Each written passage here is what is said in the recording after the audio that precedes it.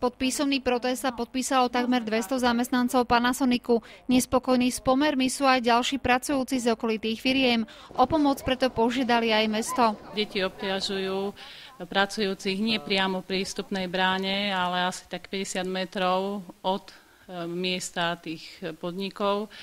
S tým, že tie prejavy sú rôzne, od pýtania peňazí cez podľapkávanie na určitú časť tela až žiaľ k opľúvaniu.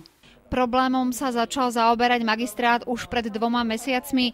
Odvtedy sa v tejto zóne častejšie striedajú aj hliadky mestskej polície. Ako náhle máme voľnejšie a vychádza nám čas, tak robíme 2 razy do dňa, niekedy raz do dňa, tak tie obhliadky sa tam robia. Pretože oni mali požiadavky na 7 hodinu, na 8, na 10, na 2 po obede, o 4 po obede, o 10. A nedá sa tak často chodiť. Kritickým časom sú hlavne večerné hodiny, no rušno je aj po 14. hodine, kedy sa striedajú pracovné smeny. Ako sme sa mohli sami presvedčiť, väčšina zamestnancov cestuje autobusmi a autami. Pešo sa z práce vyberú len skupinky ľudí.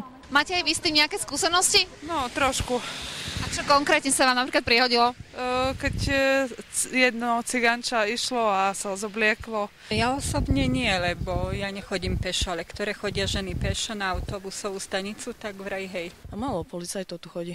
O nevyberaných prejavoch svojich detí, ktoré si takto krátia voľné chvíle mimo školy, nechcú rodičia z Továrenskej ani počuť. Najprv rodičia tvrdili, že nemajú žiadnu vedomosť o svojich detičkách. Je síce irónia, že na jednej strane tam takmer 100% nezamestnanosť a rodičia sú natoľko zaneprázdnení, že nevedia, kde sú ich deti, ale potom postupným dohovorom sme dospeli k tomu, že alebo dostali sme prísľub od nich, že dajú na nich pozor, dohovoria im. No počujte, decka, tu sa dakedy na vás trošku sťažovali, tuto tiety z týchto podnikov, že trošku ich obťažujete, že občas aj peniažky pýtate. Vieš o tom dáčo?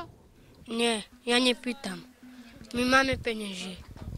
Problémy v priemyselnej zóne s mladými výrastkami vraj na teraz ustali. Žiaden vypuklejší prípad neviduje ani mestská polícia. Ohlasili vám aj napríklad nejaký konkrétny incident? Tak konkrétne sme nemali nič, tam snáď nejaké to, ja neviem, obťažovanie z tých malých, tých Rómov menších, hej, a nejaké nadávky a tak, ale nejaké konkrétne, že sme mali tam nejaké lúpeže, alebo nejaké krádeže, alebo nejaké dačo väčšie nebolo. Zatiaľ máme takú vedomosť, že tie obťažovania ustali. Uvidíme, čo sa bude diať ďalej. Podľa situácie samozrejme, že budeme reagovať.